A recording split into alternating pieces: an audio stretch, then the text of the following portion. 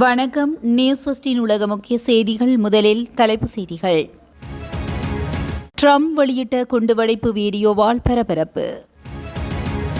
ஈரானுக்குள் நுழைந்தால் நரகத்தை சந்திப்பீர்கள், ஈரான் எச்சரிக்கை. தெற்கு லெபனானில் தாக்குதல், இஸ்ரேல் வீரர்கள் 4 பேர் உயிரிழப்பு.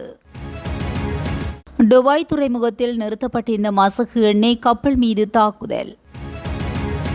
லெபனானில் அடுத்தடுத்து அமைதி காப்பாளர்கள் மீது தாக்குதல், ஐநா அவசர கூட்டத்துக்கு பிரான்ஸ் அழைப்பு. பின்லாந்தில் விழுந்து நொறுங்கிய உக்ரைனிய ட்ரோன், நேட்டோ நாட்டு எல்லைக்குள் போர் பதற்றம்.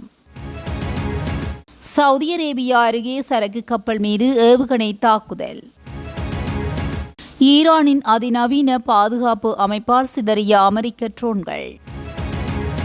அமெரிக்க கல்வி நிலையங்களுக்கு ஈரான் விடுத்த எச்சரிக்கை. ஈரானின் மிகப்பெரிய ஆயுத கிடங்கு மீது அமெரிக்கா தாக்குதல். ஈரான் அமெரிக்கா போரால் உலகம் முழுவதும் மருந்து விநியோகம் பாதிப்பு. ஈரானின் மருத்துவ உதவி விமானம் மீது வான்வழி தாக்குதல். உலகின் மிகப்பெரிய அலுமினிய ஆலை மீதான அதிரடி தாக்குதல். இஸ்ரேலின் புதிய சட்ட நிறைவேற்றம், பாலஸ்தீனர்களுக்கு கட்டாய தூக்கு தண்டனை. ட்ரம்ப் பெயரில் விமான நிலையம், எரிக் ட்ரம்ப் அறிவிப்பு. தொடர்பான விரிவான செய்திகள். அமெரிக்க ஜனாதிபதி ட்ரம்ப் அவருடைய ருட் சோசியல் என்ற சமூக ஊடகத்தில் வெளியிட்ட வீடியோ ஒன்று பரபரப்பை ஏற்படுத்தியுள்ளது. மேற்காசியாவில் ஈரானுக்கு எதிராக அமெரிக்கா தாக்குதலில் ஈடுபட்டு வரும் சூழலில் கூடுதல் படைகளை அந்த பகுதியில் குவித்து இருப்பதும் உறுதி செய்யப்பட்டுள்ளது. இதனால் தரைவழி தாக்குதலை அமெரிக்கா தீவிரப்படுத்த தயாராக இருப்பது தெரிய வருகிறது. இந்நிலையில் ட்ரம்ப் பகிர்ந்த குண்டுவெடிப்பு வீடியோ பரபரப்பை ஏற்படுத்தியுள்ளதாகவும், ஆனால் வேறு எந்த தகவலும் வெளியிடப்படவில்லை. ஈரானுடன் பேச்சுவார்த்தை நடத்தப்பட்டு வருவதுடன் மேற்காசியாவில் அமெரிக்காவின் கூடுதல் படைகள் களமிறக்கப்பட்டும் உள்ளது என்று அமெரிக்காவின் வெள்ளை மாளிகையின் ஊடக செயலாளர் கரோலின் லெவிட் கூறியது அதனை உறுதிப்படுத்தும் வகையில் உள்ளது. எனினும் அதனை பென்டகனே முடிவு செய்யும் என்று தரைவழி தாக்குதலுக்கான முடிவை ட்ரம்ப் தனிப்பட்ட முறையில் எடுத்துவிட்டார் என்றும் அர்த்தமல்ல என்றும் லெவிட் கூறியுள்ளார். ஈரானுக்குள் அமெரிக்க வீரர்கள் காலடி எடுத்து வைத்தால் சவப்பட்டியில் தான் திரும்பி செல்வார்கள் என ஈரான் எச்சரிக்கை விடுத்துள்ளது. ஹார்முஸ் நீர்நிலை நட்பு நாடுகளுக்கு மட்டும் ஈரான் அவர் மேலும் கூறியதாவது: ஒருவேளை நாம் கார்க் தீவை கைப்பற்றாமலும் போகலாம். நமக்கு நிறைய வழிகள் உள்ளன. இதற்கு அர்த்தம் நாங்கள் அங்கே சிறிது காலம் தங்க வேண்டியிருக்கும் என்பதே. ஈரானிடம் பாதுகாப்பு ஏற்பாடுகள் இருப்பதாக நான் நினைக்கவில்லை.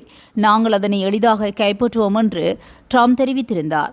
கார்க் தீவில் ஏற்கனவே அமெரிக்கா ஏவுகணை தாக்குதல் நடத்தியிருந்ததைத் தொடர்ந்து ஈரானில் அமெரிக்கா தனது படைகளை இறக்கினால் வளைகுடா நாடுகளில் தரைவழி தாக்குதலை நடத்துவோம் என்று ஈரான் எச்சரித்திருந்தது. இந்நிலையில் ஈரானுக்குள் அமெரிக்க வீரர்கள் காலடி எடுத்து வைத்தால் அவர்கள் சவப்பட்டியில் தான் திரும்பி செல்வார்கள் என்று ஈரான் கடுமையாக எச்சரிக்கை விடுத்துள்ளது. தெற்கு லெபனானில் உள்ள பகுதிகளை இஸ்ரேல் தன்னுடைய கட்டுக்குள் கொண்டு வரும் வகையில் படையினரை கொண்டு தாக்குதலை தீவிரப்படுத்தியுள்ள நிலையில் தெற்கு லெபனானில் இஸ்ரேல் வீரர்கள் 4 பேர் பலியாகியுள்ளனர். இதனை இஸ்ரேல் பாதுகாப்படை இன்று உறுதிப்படுத்தியுள்ளது. இது தவிர 2 வீரர்கள் காயமடைந்துள்ளதாகவும் அவர்களில் ஒருவருக்கு பலத்த காயம் ஏற்பட்டுள்ளது. வீரர்கள் தொடர்பான தகவல்கள் அவர்களுடைய குடும்பத்தினருக்கு தெரிவிக்கப்பட்டுள்ளது என இஸ்ரேல் ராணுவம் குறிப்பிட்டுள்ளது. ஈரானின் ஆக்கிரமிப்பில் லெபனான் உள்ளது என இஸ்ரேல் குற்றச்சாட்டாக கூறிய நிலையில் இஸ்ரேல் வெளியுறவுத்துறை மந்திரி கிதியோன் சார் கூறும்போது, லெபனானில் உள்ள ஈரானின் தூதர் முகமது ரெஷா ஷிபாவை வெளியேறும்படி லெபனான் வெளியுறவு அமைச்சகம் கடந்த வாரம் கேடு விதித்தது.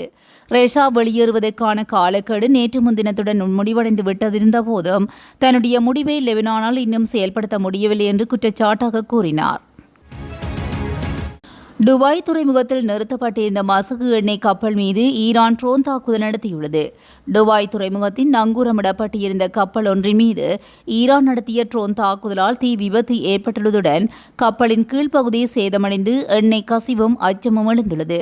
ஹார்முஸ் நீரிணையை ஈரான் திறக்காவிட்டால் எரிசக்தி நிலையங்கள், எண்ணெய் கிணறுகளை தாக்குவோம் என அமெரிக்க ஜனாதிபதி டொனால்ட் ட்ரம்ப் எச்சரித்திருந்த சில மணி நேரங்களிலேயே இந்த தாக்குதல் நடத்தப்பட்டுள்ளமை குறிப்பிடத்தக்கது. லெபனான் நாட்டில் அமைதியை ஏற்படுத்தும் மற்றும் வலியுறுத்தும் வகையில் ஐநாவின் அமைதி காப்பாளர்கள் குழு செயல்பட்டு வருகிறது. அந்த குழுவை சேர்ந்தவர்கள் சிலர் வாகனத்தில் சென்றபோது பனி ஹையன் என்ற இடத்துக்கு அருகே அடையாளம் தெரியாத இடத்தில் இருந்து வெடிகுண்டு ஒன்று திடீரென வெடித்துள்ளது. இதில் அந்த வாகனம் கடுமையாக பாதிக்கப்பட்டதுடன் அடையாளம் தெரியாத அளவுக்கு உருக்குலைந்து போனது. இந்த சம்பவத்தில் வாகனத்தில் இருந்த அமைதி காப்பாளர்கள் 2 பேர் படுகாயமடைந்து பலியானார்கள். இது தவிர ஒருவருக்கு பலத்த காயமும் மற்றொரு நபருக்கு காயமும் ஏற்பட்டுள்ளது. கடந்த 24 மணி நேரத்தில் ஏற்பட்ட 2வது சம்பவம் இதுவாகும். இதற்கு லெபனானில் உள்ள ஐநா அமைப்பு இரங்கல் தெரிவித்து அறிக்கை வெளியிட்டுள்ளது. அமைதியை காக்கும் பணியில் ஈடுபட்டு இருக்கும்போது ஒருவரும் இறக்கக்கூடாது. துணிச்சலான பணியில் ஈடுபட்டு இருந்தபோது உயிரிழந்தவர்களின் குடும்பத்தினர், நண்பர்கள் மற்றும் சக பணியாளர்களுக்கு ஆழ்ந்த இரக்கம் தெரிவித்துக் கொள்கிறோம் என்று அந்த அறிக்கை தெரிவித்துள்ளது. உக்ரைன் ரஷ்யா இடையே நடைபெற்று வரும் போர் முதல் முறையாக பக்கத்து நாடான பின்லாந்தின் எல்லைக்குள் ஊடுருவியுள்ளது. ஞாயிற்றுக்கிழமை அன்று பின்லாந்தின் தென்கிழக்கு பகுதியில் விழுந்து நொறுங்கிய யுக்ரேனிய ட்ரோன் ஒன்றில் வெடிக்காத நிலையில் ஒரு சக்தி வாய்ந்த வெடிகுண்டு இருந்ததாக பின்லாந்து போலீசார் திங்கட்கிழமை உறுதிப்படுத்தியுள்ளனர். சுமார் 6.7 மீட்டர் இறக்கை விரிப்பு கொண்ட இந்த AN-196 என்ற ரக ட்ரோன் பின்லாந்து அதிகாரிகளால் பாதுகாப்பான முறையில் வெடிக்க வைக்கப்பட்டது. இந்த சம்பவத்தில் உயிர் சேதமோ அல்லது பெரிய அளவிலான சொத்து சேதமோ ஏற்படவில்லை என்றாலும் ரஷ்யாவுடனான போர் ஐரோப்பிய நாடுகளின் எல்லைக்குள் பரவுவது பெருங்கவலையை ஏற்படுத்தியுள்ளது என்றும் இந்த சம்பவத்துக்கு உக்ரைன் அதிகாரப்பூர்வமாக மன்னிப்பும் கோரியுள்ளது. ரஷ்யாவின் எண்ணெய் சுத்திகரிப்பு நிலையங்கள் மற்றும் ஏற்றுமதி வழித்தடங்களை இலக்கு வைத்து ஏவப்பட்ட இந்த ட்ரோன் ரஷ்யாவின் மின்னணு குறுக்கீடுகள் காரணமாக திசை மாறி பின்லாந்து எல்லைக்குள் நுழைந்திருக்கலாம் என உக்ரைன் விளக்கம் அளித்துள்ளது. சவுதி அரேபியாவின் ராஸ் தனுரா கடற்பரப்புக்கு அருகே பயணித்துக் கொண்டிருந்த சரக்கு கப்பல் ஒன்றை இலக்கு வைத்து ஏவுகணை தாக்குதல் நடத்தப்பட்டுள்ளதாக ஐக்கிய ராஜ்ய கடல்சார் வர்த்தக நடவடிக்கைகள் அமைப்பு தெரிவித்துள்ளது. குறிப்பிட்ட சரக்கு கப்பல் பயணித்துக் கொண்டிருந்தபோது அதற்கு மிக அருகாமையில் 2 தெரியாத ஏவுகணைகள் அல்லது பொருட்கள் தண்ணீரில் வந்து விழுந்ததாக கப்பல் ஊழியர்கள் தரப்பில் தெரிவிக்கப்பட்டுள்ளது. இந்த 2 தாக்குதல் முயற்சிகளும் சுமார் 1 மணி நேர இடைவெளியில் அடுத்தடுத்து இடம்பெற்றுள்ளன. இதனால் அந்த பிராந்தியத்தில் பயணிக்கும் ஏனைய கப்பல்களுக்கும் பலத்த எச்சரிக்கை விடுக்கப்பட்டுள்ளது.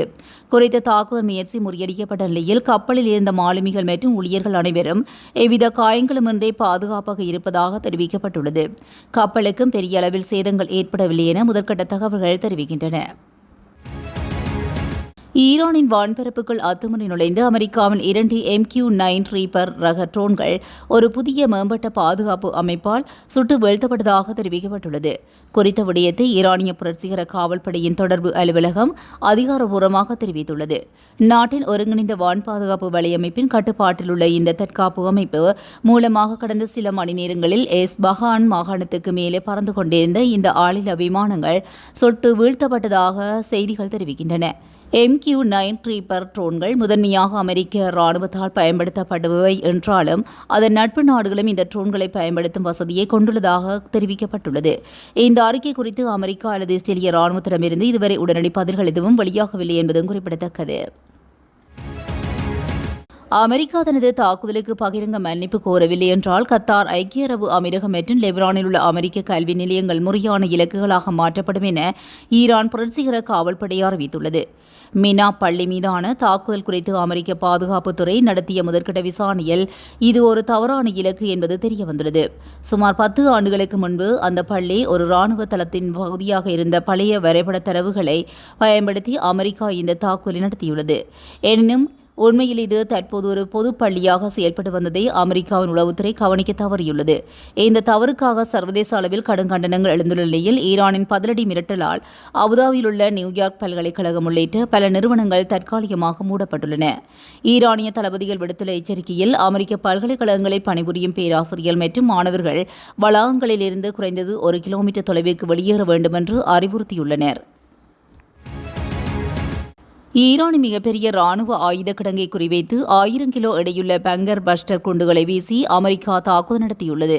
ஹார்மோஸ் நீரிணை திறக்கப்படவில்லை என்றாலும் ஈரான் மீதான ஆபரேஷன் எபிக் பியூரி ராணுவ நடவடிக்கையை முடிவு கொண்டுவர ட்ரம்ப் விரும்புவதாக தனது உதவியாளர்களிடம் தெரிவித்ததாக செய்திகள் தெரிவிக்கின்றன. இதனிடையே மிகப்பெரிய வெடிகுண்டு தாக்குதல் நடத்தப்படும் என்ற காணொலியையும் ட்ரம்ப் பதிவிட்டுள்ளார். இந்த தாக்குதலானது ஈரானின் மிகப்பெரிய ஆயுத கிடங்கான இஸ்பஹான் மீது நடத்தப்பட்டுள்ளதாகவும் சுமார் 1000 கிலோ பங்கர் பஸ்டர் குண்டுகள் தாக்குதல்களை பயன்படுத்தி அமெரிக்காவின் விமானப்படை நடத்தியதாகவும் தெரிவிக்கப்பட்டுள்ளது. ஈரானின் மத்திய பகுதியை தலைநகர் தெஹ்ரானுக்கு தெற்கில் அமைந்துள்ள இஸ்பஹான் கிடங்கு ராணுவ மற்றும் அணுத்திட்டங்களுக்கு முக்கிய பங்கு வகித்து வருகிறது. ஈரானிடமுள்ள 540 கிலோ செறிவூட்டப்பட்ட யுரேனியம் இஸ்பஹான் நகரில் நிலத்தடியில் பதுக்கி வைக்கப்பட்டிருப்பதாக கூறப்படுகிறது.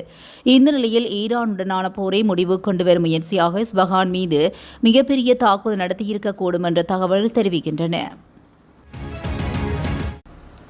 ஈரான் அமெரிக்கா இடையிலான போரால் விமான போக்குவரத்து மற்றும் சரக்கு கப்பல் போக்குவரத்து முடங்கியுள்ளது. இதனால் உலகளவில் எரிபொருள் மட்டுமல்லாமல் மருந்து விநியோகமும் கடுமையாக பாதிக்கப்பட்டுள்ளது. கேன்சர் மருந்துகள், இன்சுலின், உயிர்காக்கும் மருந்துகளின் விநியோகம் தாமதப்படுத்துவது மட்டுமல்லாமல் அவற்றின் விலைகளும் உயர்ந்து வருகின்றன. இதனால் ஆசியா, அமெரிக்கா மற்றும் மத்திய கிழக்கு நாடுகள் கடுமையாக பாதிக்கப்படும் அபாயம் உள்ளதாக உலக சுகாதார நிறுவனம் எச்சரிக்கை விடுத்துள்ளது. குறைந்த வருமானம் உள்ள நாடுகள் பல மருந்து பொருட்களுக்கு இறக்குமதியை சார்ந்தே உள்ளது. இந்நிலையில் ஈரான் போர் நீடித்தால் இங்கு மருந்து விநியோகம் கடுமையாக பாதிக்கப்படும் என கூறப்படுகிறது. எரிபொருள் விலை அதிகரிப்பால் மருந்து விலையும் அதிகரித்து வருகின்றது. பல நாடுகளின் விமான போக்குவரத்துக்கு துபாய் மையமாக விளங்கிய நிலையில் இங்கு போக்குவரத்து பாதிப்பு ஏற்பட்டுள்ளதனால் மருந்துகளின் விலை 30% உயர்ந்துள்ளதாகவும் உலக சுகாதார நிறுவனம் தெரிவித்துள்ளது. ஈரானிலிருந்து மருத்துவ உதவிகள் பெற இந்தியா வரவிருந்த விமானத்தை வான்வழி தாக்குதல் மூலம் அமெரிக்கா தாக்கியுள்ளது. ஈரானில் உள்ள மஸ்கத் சர்வதேச விமான நிலையத்திலிருந்து மஹான் ஏஆர் எனும் விமானம் மனிதாபிமான பணிகளுக்காக மருத்துவ உதவிகளை பெற இந்தியா வரவிருந்த நிலையில் விமான நிலையத்தில் வைத்து அமெரிக்காவின் ஏவுகணை தாக்குதல் மூலமாக அந்த விமானம் தாக்கப்பட்டுள்ளது. ஈரான் விமான போக்குவரத்து துறை இந்த தாக்குதலுக்கு கடுமையான கண்டனங்களை தெரிவித்துள்ளனர். இதனை போர்க்குற்றம் என்றும் சர்வதேச சட்டங்களை மீறியதாகவும் அமெரிக்கா மீது ஈரான் குற்றம் சாட்டியுள்ளது. பல நாடுகளிடமிருந்து மனிதாபிமான முயற்சியின் ஒரு பகுதியாக மருத்துவ உபகரணங்களை கொண்டுவர அந்த விமானம் பயன்படுத்தப்பட்டதாகவும் அவர்கள் குறிப்பிட்டுள்ளனர். மத்திய கிழக்கில் நடந்து வரும் போரின் காரணமாக 2 பெரிய அலுமினிய உற்பத்தி நிறுவனங்கள் தாக்கப்பட்டதைத் தொடர்ந்து அலுமினியத்தின் விலை கிட்டத்தட்ட 4 ஆண்டுகளில் இல்லாத உச்சத்தை எட்டியுள்ளது. மின்னணுவியல், பேக்கேஜிங், கட்டுமானம் மற்றும் வாகன உற்பத்தியில் பயன்படுத்தப்படும் உலோகமான அலுமினியத்தின் விலை நேற்று முன்தினம் லண்டன் உலோக பரிவர்த்தனை நிலையத்தில் ஒரு மெட்ரிக் டன்னுக்கு 3% மேல் உயர்ந்து 3401 பதிவாகியுள்ளதாக வெளிநாட்டு ஊடகங்கள் செய்தி வெளியிட்டுள்ளன. இப்பகுதியில் முன்னணி உற்பத்தியாளரான எமிரேட்ஸ் குளோபல் அலுமினியம் அபுதாபியில் உள்ள தனது ஆலை கடுமையாக சேதமடைந்துள்ளதாக கூறியுள்ளது.